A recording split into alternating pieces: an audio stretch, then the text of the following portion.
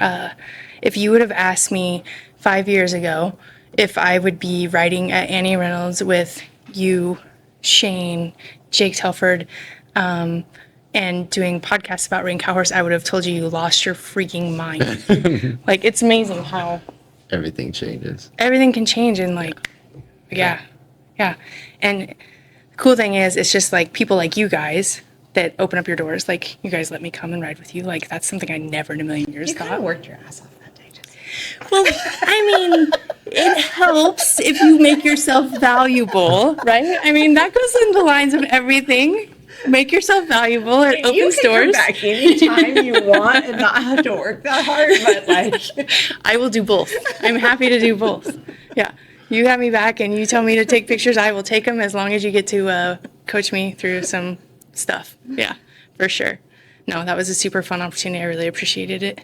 Cowgirl Kind is a beef tallow skincare business based on high quality, small batches made with care and intention. All ingredients are carefully and thoughtfully sourced for the highest quality. It is an incredibly effective product. Cowgirl Kind is locally owned and handmade by Melinda Kirkby. Visit cowgirlkind.com. At Arena Mindset, we are empowering athletes to transform their lives by cultivating grit, resilience, purpose, and authenticity. We believe the mind is an athlete's most powerful tool, and by overcoming the challenges of mental performance, they can build unshakable confidence and achieve success in every arena of life.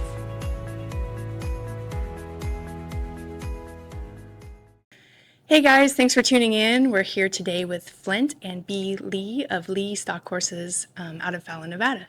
And we're here at the Idaho Horse Park today, getting ready for the Idaho Rain Cowhorse Show. So yeah, I'm so excited to have you guys on the show and kind of introduce you to the people that don't know you yet. well, thank you. Yeah. Absolutely. Yeah, it was, you were one of the first people I thought of when I started doing this project. You guys have been super kind and gracious to me and become friends. And I've had the opportunity to actually come ride with you, and it was such a cool experience. I really, really enjoyed it. And I think you have a lot of coaching experience that you can share with all of us out there. And the nice dynamic of this is, you're also a non-pro, so you can talk to the things non-pros experience. So it's a great dynamic, and I really appreciate you guys being here. Thank you. Thanks you. for having us. Absolutely. So you're at the Idaho Horse Show. What do you got going on this week? Who'd you bring? We brought 10 head and a lot of non-pros. But that's kind of the way we roll.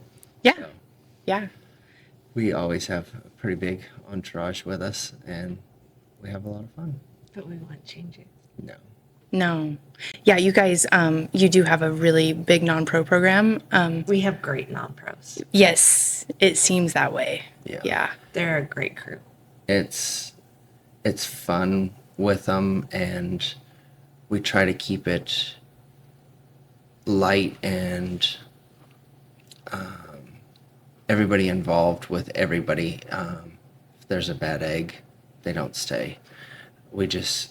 I really feel like it's important for us to be a group, and for our non-pros, when one of them's in the arena, they better all be up there making sure that they don't need anything. Like, and same thing when I go in the gate, like they're all there. Everybody's pulling my boots off when I ride out and letting me go watch my video, and everybody pitches into clean stalls, and that's how we roll. It's a real team atmosphere. And we've never really had to like ask anybody to do that. Like, it's just like everybody, Yeah. and that's, We all chip in and work and have fun, and then we go barbecue and eat dinner and I go to love bed and that. start over. I love that. This is supposed to be fun, and it's supposed to be a community. Right. Yeah. And I think that is a very important part of this. Like, yes, we all want to win. We all want to be very competitive. But at the end of the day, this is these people, their release. This is their fun time. And I think it's really important that we remember that as trainers, that we keep that their goal, to have a social life and to get away from work for a minute and get your mind somewhere else and enjoy yourself. And Absolutely. if they're not enjoying themselves, why are they spending money on me?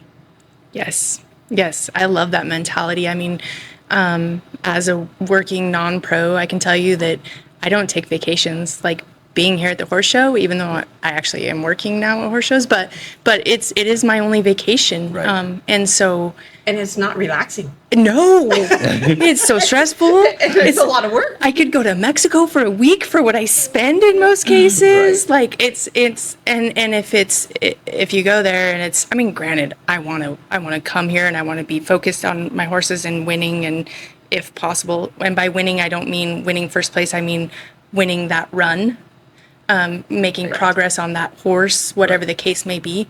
But at the same token, by gosh, I would like to hang out with my friends and Right. yeah, Right. and have a And good time. support each other and encourage each other and be there. Like, Yes. Yeah. Yeah, I love that atmosphere, and it's really apparent even just watching your group from the stands. You can hear each other cheering for each other. It's a good vibe. Yeah. Thank you. Yeah. That's great. So, what kind of brought you to that conclusion in your coaching mentality? I mean, is that something that maybe you were taught through a mentor, or is that something that's just your personality? That was very much Barbara, the gal that helped me. I mean, she's my hero. Barbara Hodges. Hodges, yes. And she was very much, like, these people are spending a lot of money on us. They need to have fun. We need to make them competitive, and they need to ride nice horses. And so those are kind of my goals right there with my non-pros, is like A, B, and C.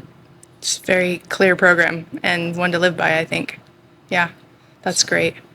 So I'd like to get to know you guys, where you came from, what got you started on this path. Let's go way back. So Flint, why don't you start us off and tell us where you were raised and kind of what your childhood looked like? I was raised in Fallon, Nevada. I'm a fifth generation on both sides of my family from Fallon. We don't really leave ever. I left for college for a little while. It was terrifying. No, I'm just kidding. It kind of was the first time. My family on my mom's side, my family came from Spain. Came here and worked as sheep herders until they got enough money to buy their own sheep, and then eventually cattle, BLM permits, Wow. the whole 9 yards. Then all the way down to my mom high school rodeoing, and then Was your us mom the first rodeoing. one to high school rodeo in the family? Yeah, on my mom's side, and then. So was your mom born in Spain? And then No. No. No, my great grandfather was born in Oh, Spain. okay. And then everybody else was born here. but Nice. your mom was born out. Yes, she was born out on the mountain. Out on the mountain. What does Yeah. that mean? Where the BLM permits were, like. Okay, like literally- during the sheep camp. Yep. Yes. Oh, love that. Literally out on the mountain. And then my grandma actually sent her to town when she got old enough to go to school to live with some friends. And my mom called her Gaggy. Gaggy took care of my mom. And like my mom viewed her as her mother for quite a Wow. while, and went to church and the whole 9 yards, and then went back out to the ranch all the time, but yeah. Wow. And then on my dad's side, farming, construction, mill working, that was kind of their lifestyle. My grandfather was a construction worker for a lot of years. And actually my great-grandfather on my dad's side, he started the high school rodeo program in Nevada. Really? And he took the first set of kids to the high school finals. He loaded them all up in a stock truck. And Right. What? Can you imagine? Yeah. He But had, tell them how they hauled them. yeah, they had too many kids, between the rough stock riders and the timed event kids. They had so many kids that he drove the stock truck and had the front of it all piled with kids, and then they put a whole bunch of them in the manger of the stock truck. And that's how he got them all back to the high school finals the first year. Oh, that's amazing. I And love not that. approved Not, nowadays. not OSHA approved. We don't recommend. Yeah. And my great grandma and my grandma, they did all the concession stands and stuff to raise money at the high school rodeos to send those kids back to the high school finals, so that because they wouldn't have got to go any other way. Right. So rodeo was a strong suit in my family. Sounds like it. And yeah, so I mean, we grew up, you know, with our cattle and everything, and rodeoing, and that was kind of our lifestyle. And Did both your parents rodeo as well? yes, Yeah. until their senior year of high school, and they had to quit because my brother was on the way. Oh, well, that'll do it. You know, kids, they just redirect your whole path. That's for sure. Well, that's cool. So what events did they do? My dad rode bulls and team roped and calf roped, and my mom ran barrels and poles and tied goats and team roped and breakwayed. All And around. Poppy was a bullfighter, yep. right? At And- that time. And Oh, then wow. Kitty did too. Yeah, my dad and my grandpa, they fought bulls at all the rodeos. So, and my grandpa was the national director from Nevada for, gosh, like from the time my dad was in there till probably 6 years after I was in there. So, like, I'm gonna say 30 something years. He was the Whoa. national director. So And- essentially, you guys just brought the whole rodeo. yeah, yeah. Like you just showed up and there was a rodeo. And that explains, I think, a lot of like when we're at our horse shows, it's like, come on, come Yeah. Like, Yeah. My Yeah. family kind of took in all the orphans always. it's not necessarily orphans. It's like he doesn't know how to cook a small meal, so it's like, come on, we have lots of food. Oh, that's amazing. I love that. Yeah. So that was, yeah, definitely a part of your foundation. And Oh, yeah. I'm assuming, like, did you start from junior rodeo? And Oh, for sure. Yeah. Junior rodeoed all the way up. And then when I got into high school, you know, I cut and steer wrestled and calf roped and team roped. And Everett Jones is who we got our cutting horse from. And I was starting some colts before that and stuff, but just very Yahoo, here we go. And Everett helped me with some colts and that sort of thing. And that's kind of how I started understanding a little bit. yeah.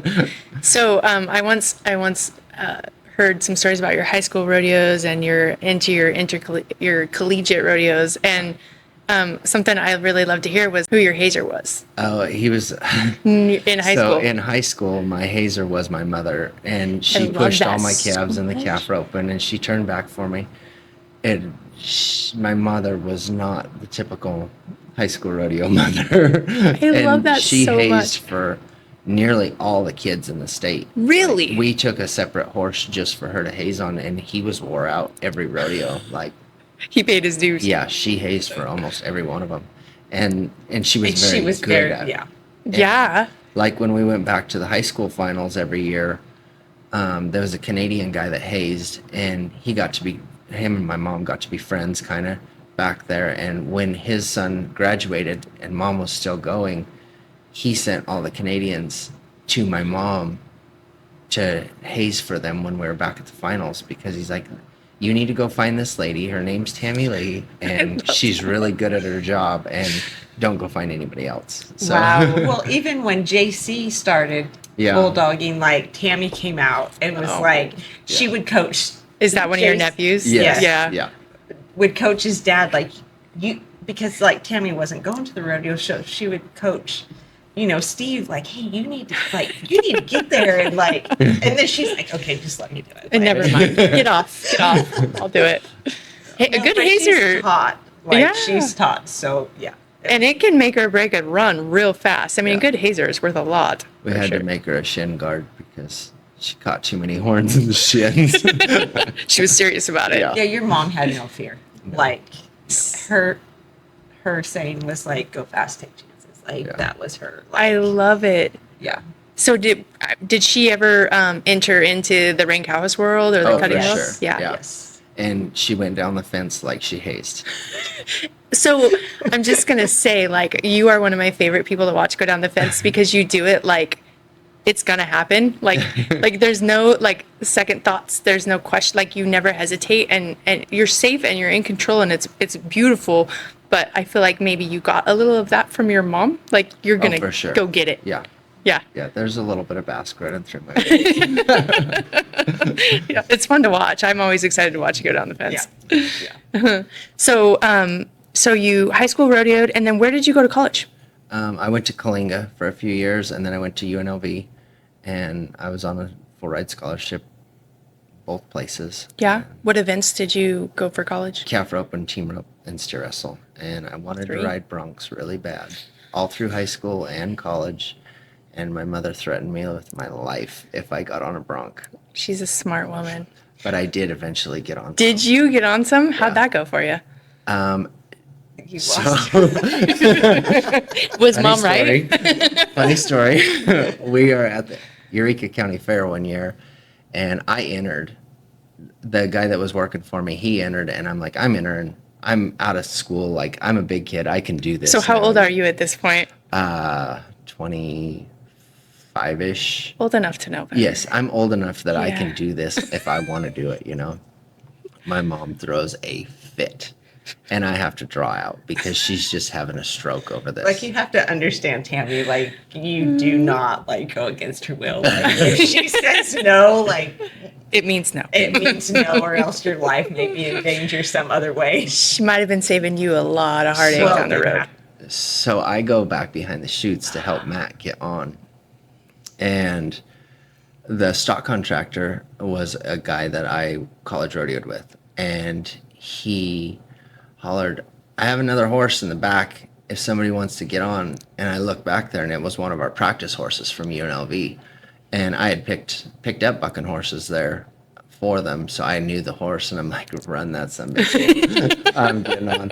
I'm like, Matt, get your saddle. I didn't even have my saddle back there. I jumped on his saddle, and we go bucking out across the arena, and halfway. Uncle Jim was there, right? Yeah, my uncle was there to And put. Uncle Jim rode broncs. He rode like he broncs was a good. lot. So he's helped you get on. So he helped me get on and all the things, and we And go- he was scared to death. He's like, your mom is going to kill me. I did not help you saddle this son of a bitch. I You had did it nothing on to your do with own. it. I wasn't Yeah. here. And so we go bucking out across the arena, and Matt's Blevin buckle breaks, and my stirrup falls off halfway through. And I finished riding him, He and, didn't fall off. You didn't come off though. Nice. and pickup man comes around, and he's like, "Are you ready?" And I'm like, "Oh no, you're gonna need to get a lot closer than that." So that was my first bronc, and then after I, got my butt chewing from mom, I got on some more after that. Did you? Yeah. Yeah. He loves it. Did it? Is it? Oh, it was fun. Yeah, it Yeah. was a great time. It scratch an itch that you now have fulfilled, or is that always in the back of your mind Oh, still? He I'd would get still on get another on one. it right now. Yeah, I'd get on another one now. Yeah. Yeah, like he almost got on one in Winnemucca, and I'm like,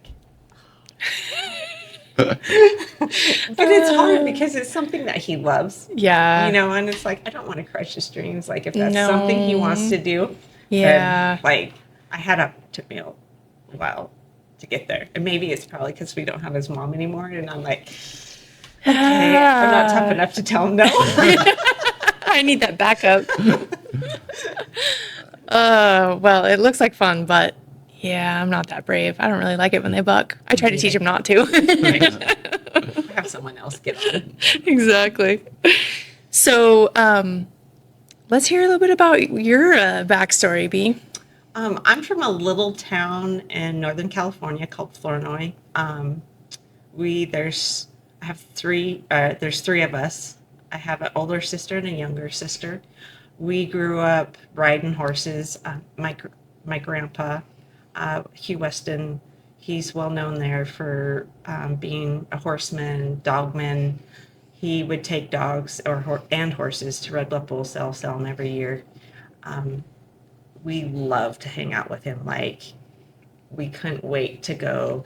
He worked on ranch in Durham and out west of Red Bluff, and like every chance we got, we just wanted to be with Papa. Like that was our Oh, that's thing. cool. And he died when I was in 3rd grade, and that was devastating.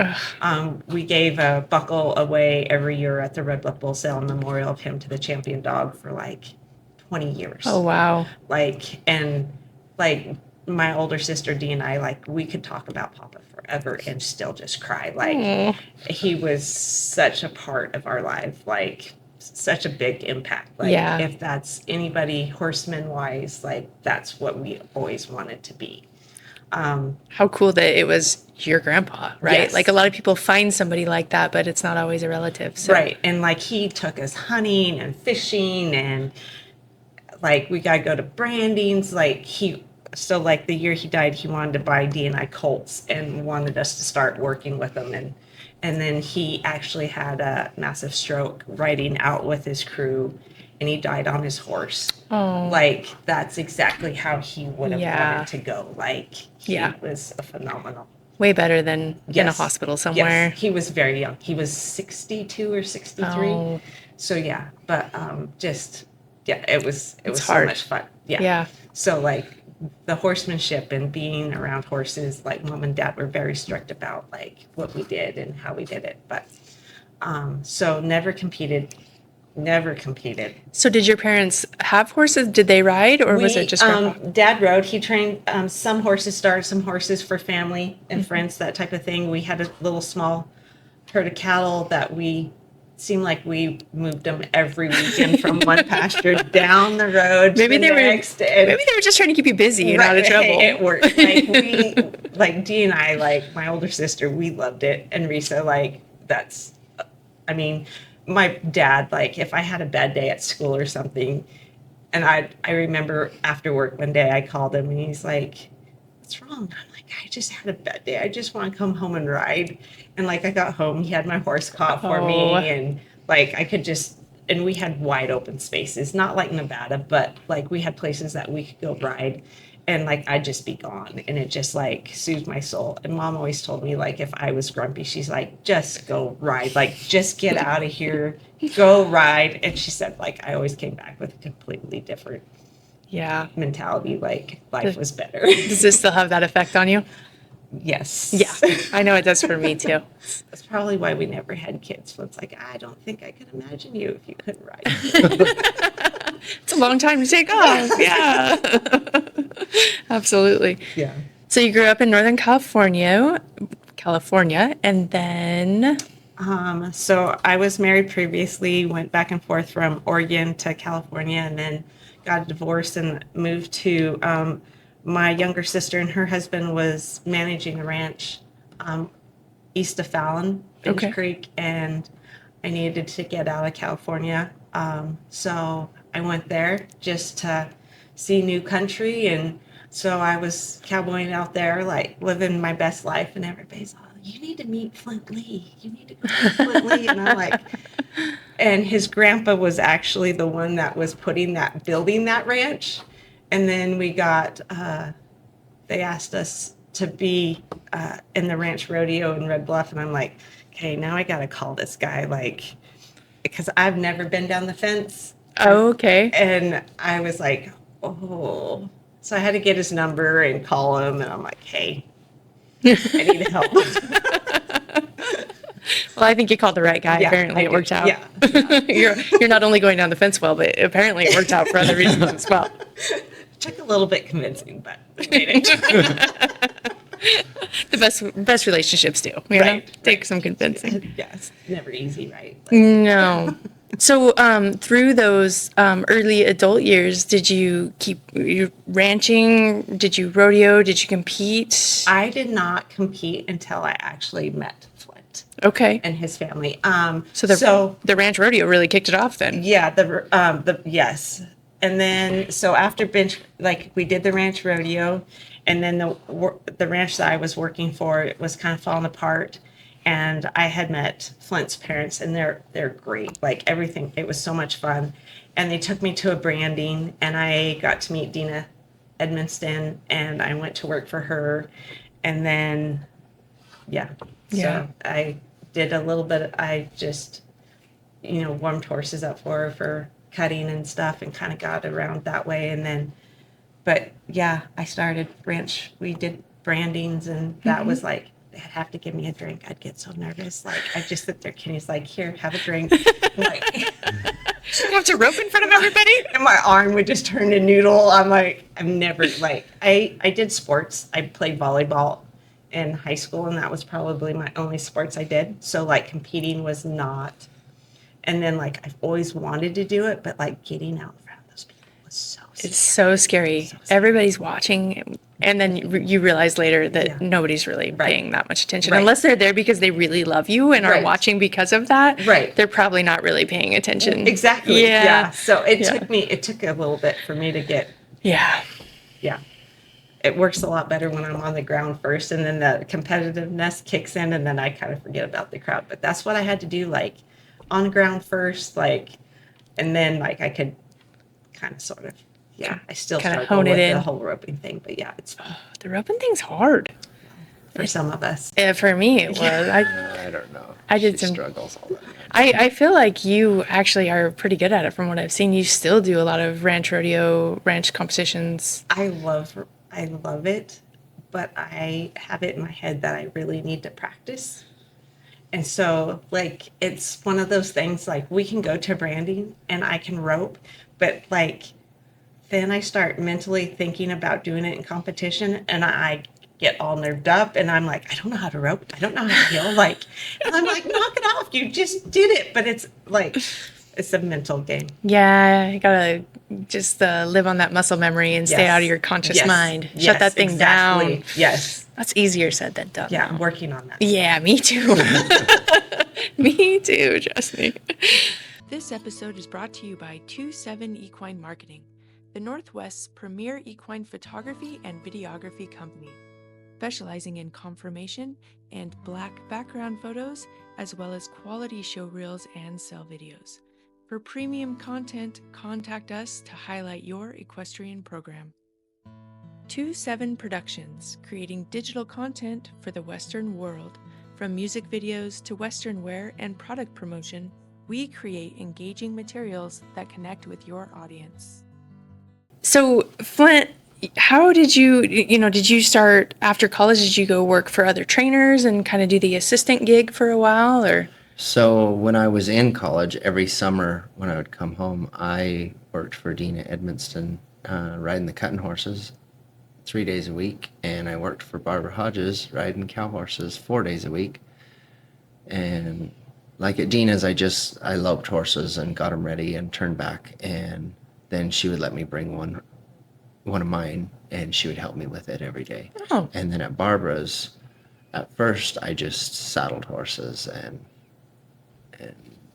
trotted some around and stuff, and she had another assistant there, and her also. So I was the fetch. You were the low man on this Yeah. totem pole.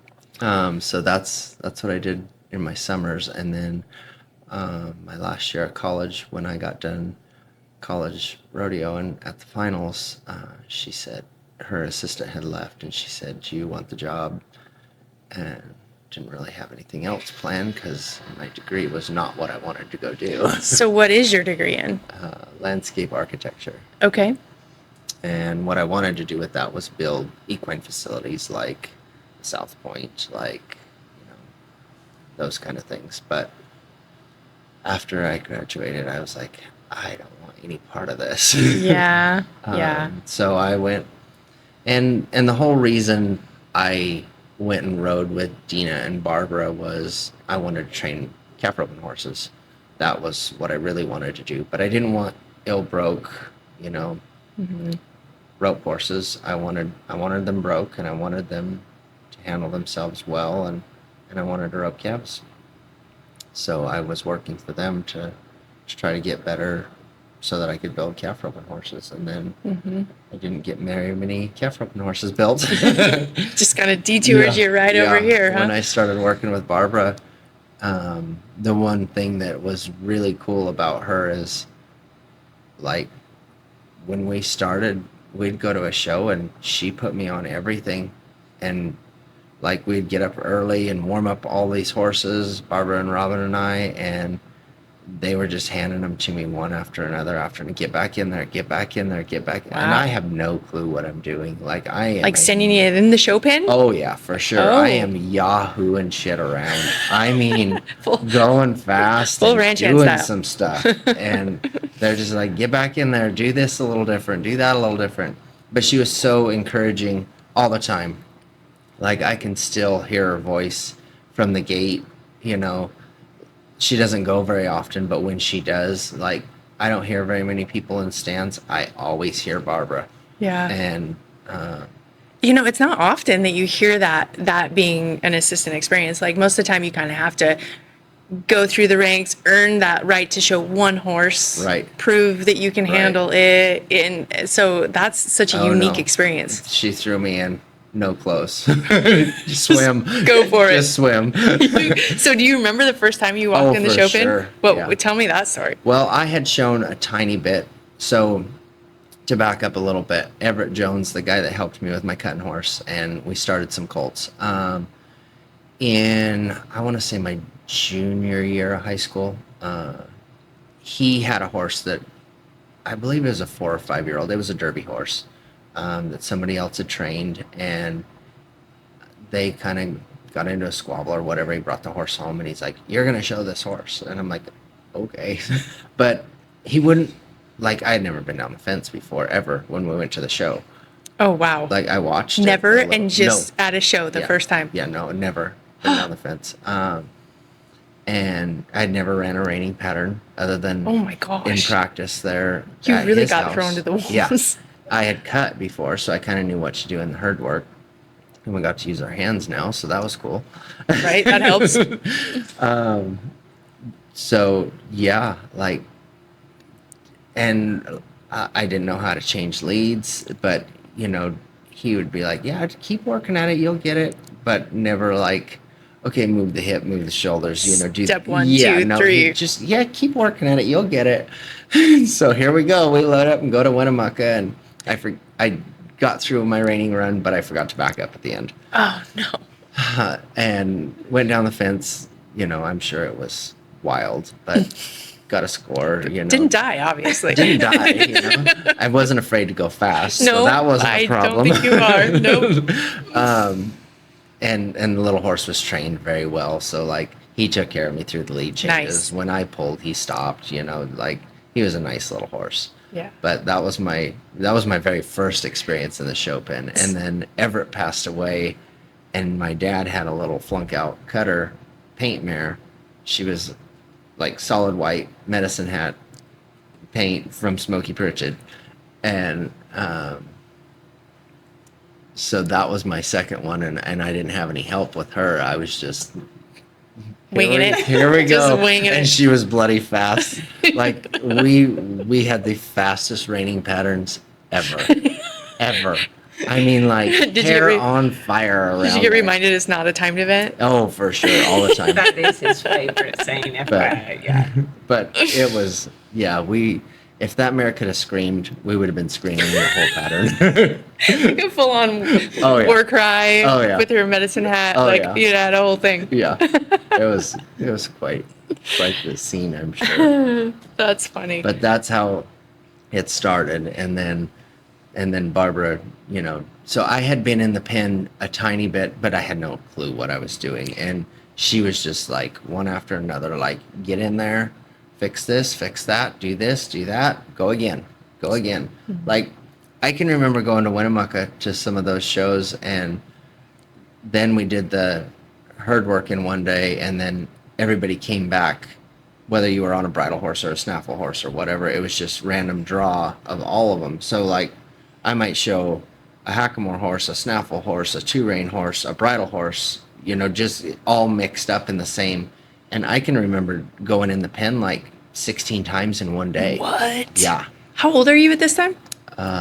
Probably 26-ish. Wow, that's a lot. So it was jump in and swim. Yeah. Yeah, talk about teaching you how to just go though, right? Like not overthink it, just Right. And there was so many benefits to that.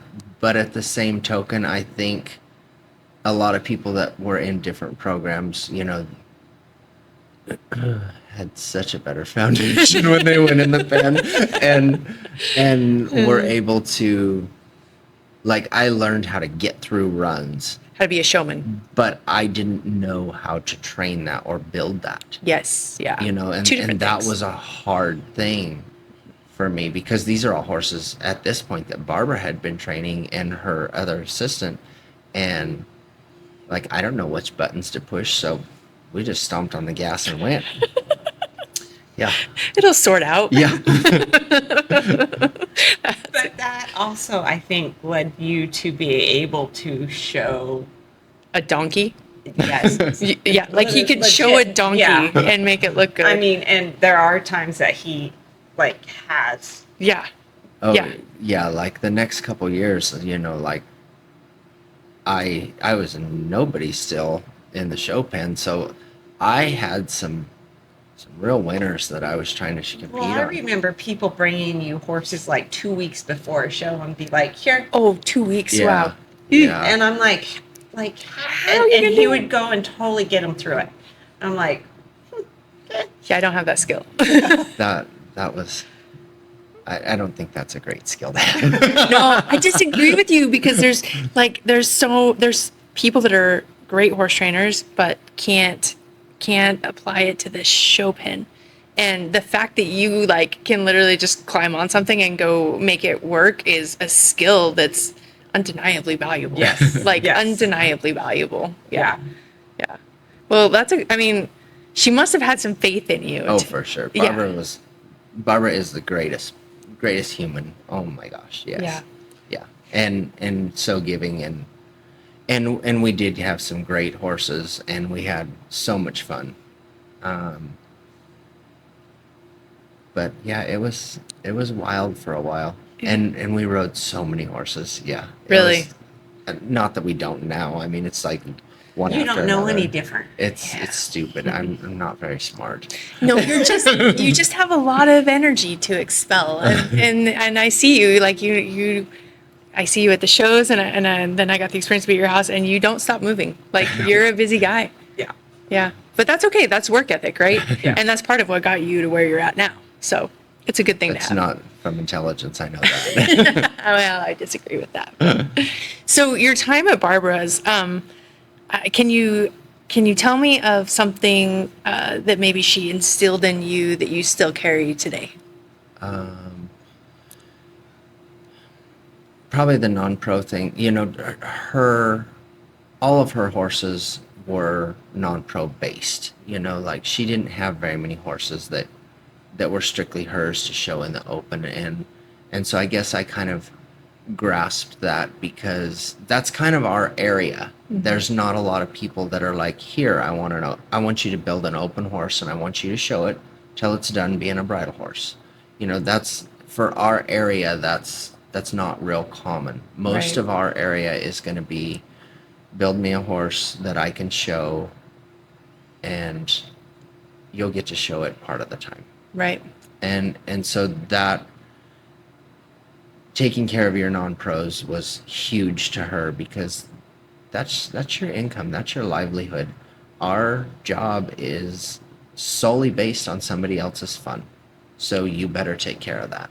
Yeah, absolutely. I agree with you entirely. Yeah. I mean, I understand coaching people. I was a coach in one of my previous lives, and coaching people can be difficult, but it is the reality that the non-pros and the owners are kind of footing Right. the bill for this whole Absolutely. sport. So Absolutely. it's cool that she instilled that in you, and that it's something that you truly value. Like you Yeah. truly value that concept. That's great. And I think the other part is, you know, in order for Barbara to have some of her own horses to go all the way with and have some open horses to ride, she had a great stud of her own, and she raised some of her own, and those were her open horses. And I think that kind of started our whole breeding program and Yeah. all of that too. Did you work for any other trainers? No. No. Wow. Wow. So Barbara teaches you all kinds of good stuff. Well, and you did have some experience with some cutting horse trainers earlier, Yeah. and that too. And, you know, Barbara was very open-minded about riding with other people. Like, I several winters, I went down to Sandy Collier's, for a week at a time. I would go either the week before Christmas or starting the day after Christmas for a week, and she would let her help go home for Christmas, and I would help her, and she would let me bring some horses too. Oh, that's cool. And I would ride, all of her help's horses and mine, and so she would help me with that, and I went and got help with it from other cutters and Lynn Anderson, and Barbara was very open-minded about learning and keeping on progressing and not getting stuck in your ways. That's great. And I think that that's something that I also picked up from her, because I still go get help from people constantly. Yes. Yeah. I think that's very admirable. I think sometimes people let their pride or their ego get in the way, and you don't know what you don't know, right? Like, it's amazing how somebody, it might even be something that you've heard before, but somebody might just say it just right that day. And for whatever miraculous reason, it sinks in. Absolutely. Right. Yeah. So I totally agree with that frame of mind of while I think that it's good for you to have your own foundation and principles, I think it's really great to go and steal tidbits from people. Absolutely. Always keep them tools in your tool bag. Absolutely, for sure. Yeah.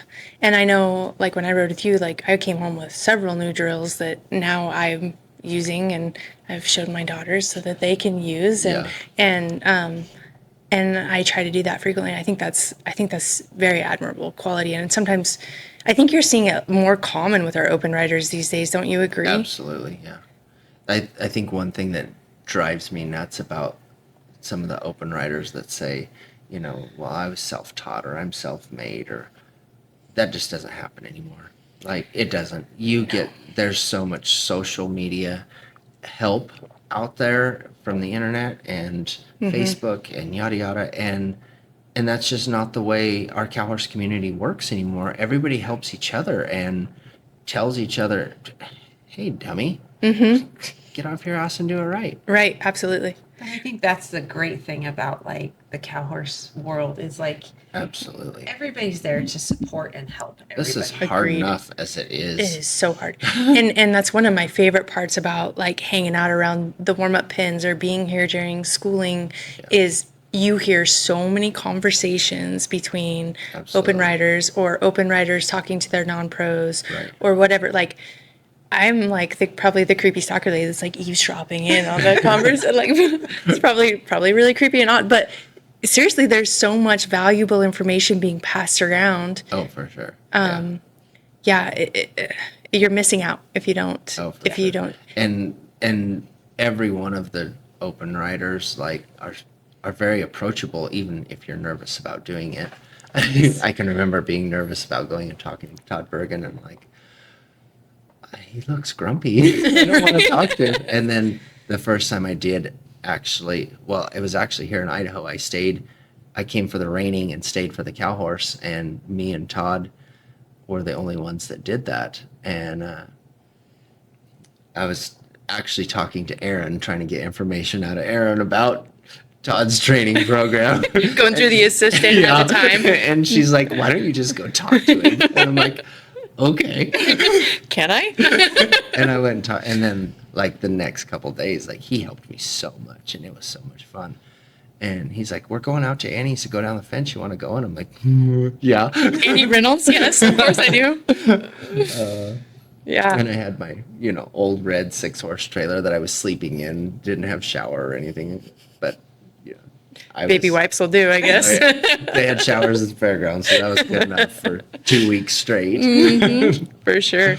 No, and you're so right. Like, and it's almost refreshing or reassuring to hear you say it, but I, as a non-pro, I'm sometimes very intimidated to talk to, or even like early in the days, I wouldn't even go in the warm-up pin. If there were open riders in the warm-up pin, I couldn't even make myself go in there. Like, it was terrifying.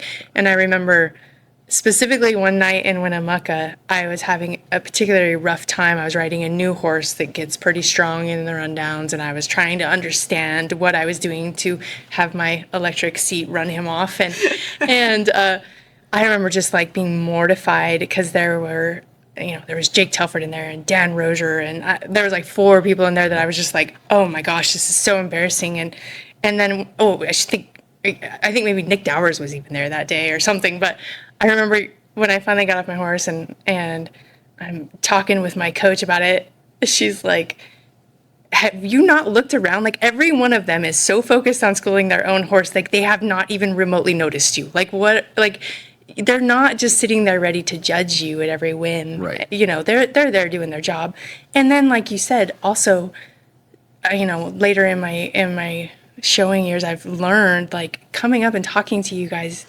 And most of the time, as long as you're not in the middle of something and you're polite about and respectful of your time, you're probably going to be pretty nice to talk to and maybe even have a little feedback. Right. But it's hard to really grasp that as a non-pro sometimes. And I try to be very cautious in the warm-up pen. Like if I see somebody new that I haven't ever seen at the shows before and stuff, like making them say hi, how are you doing? That's great. Is your day going good? Like I try to make a point of that because I know How intimidating. how intimidating that can be. So, Just Yeah. like I said, I kind of got thrown to the wolves, and Barbara wasn't going a whole lot to big shows when I started working for her. And so like there's all these people and I know their names but I don't know them, and Barbara was pretty to herself, so she didn't really know them or have a social connection with a lot of them that way either. So I really had to come out and be like, hi, this is me, can you help me? I'm retarded. No, I totally hear. I mean, it's just like I said, it's really reassuring to hear you say that because, and that was honestly the point of this podcast is I have been very fortunate through my career with the marketing side of the world to get to know you guys on a better level and realize that no, you guys are just really cool people. Like all the open riders that I'm around are Some of just us just really weird. well, weird's cool too. I like weird. And I feel like that I think more people need to see that and realize that Absolutely. you guys are just people out there doing your best. You just have more experience than we do, right? You've got And- better tools and more experience. Just because we're in the open and we're, doing moderately good doesn't mean we don't still have some of the same feelings as you as non-pros do. There are still people that intimidate us. There are still people that we look up to as heroes that we want to be like. And there's still people that we're like, I don't want to be anything like you. Right. Yeah. Well, and I always say like self-doubt is pretty universal. Like even the guys at the top of their game experience some self-doubt from time to time. And Absolutely. it is such a human nature. And the bottom line is if you really care about the thing you're doing, you're probably going to experience some of that. Absolutely. Yes. Yeah.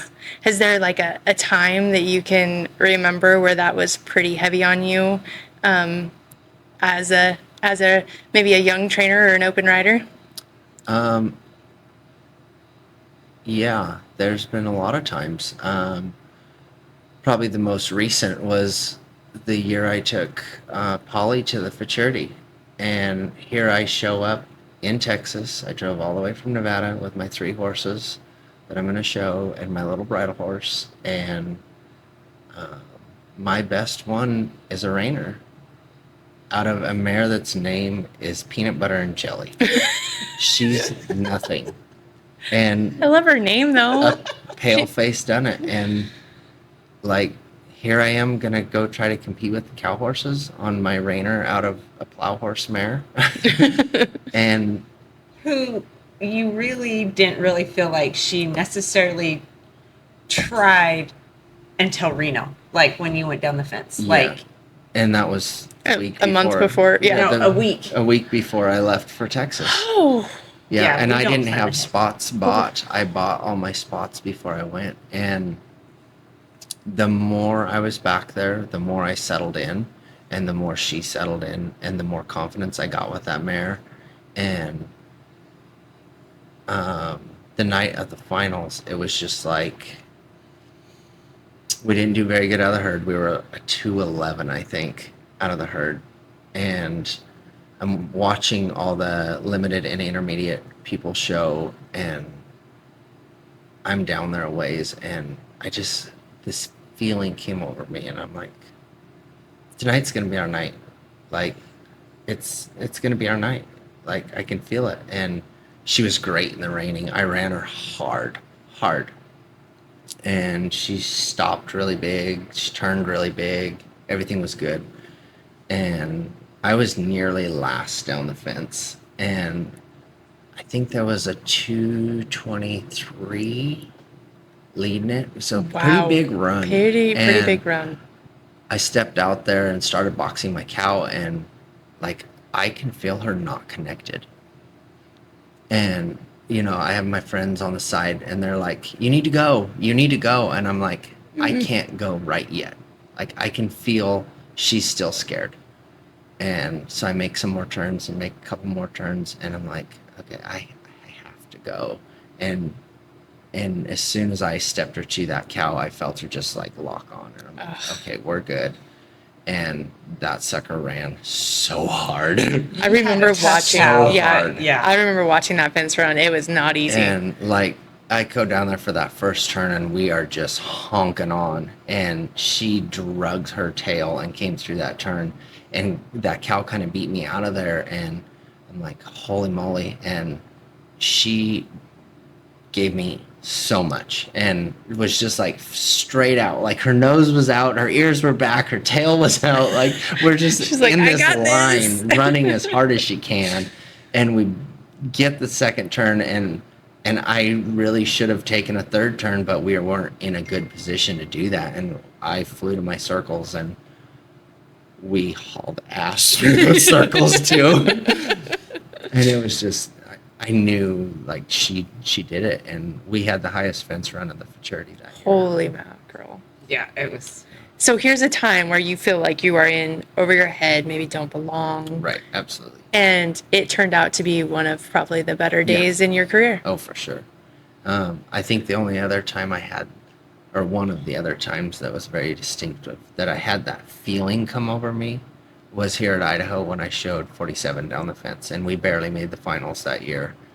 And Lynn Anderson was right ahead of me, and she came out and high-fived her on the way out. And as I'm trotting to the center, and you got to stop and turn around and face the gate that you just came in to call for your cow, and I just had this feeling like tonight's our night.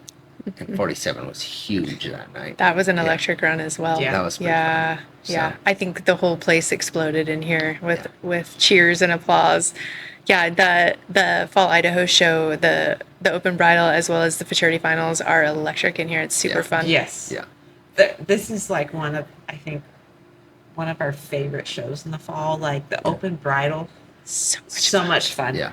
Yeah. Like and the futurity, but like, yeah, there's something about the open bridle here that is so much fun. It's really fun. like the whole crowd is into it. It's and standing cheering. room only. Yes. Like there's nowhere to sit. People are sitting on the far side of the event center trying to even just get a sneak Oh, peek, yeah. and it's just powerful. Mhm. And for like, there's only 4 sets of the bridle usually, but it is dirty rank to try to pull a Oh, check in man. it. Holy moly! Yeah, no, I mean that show draws some stiff competition and Yeah. some really phenomenal horses. Yeah. Yeah.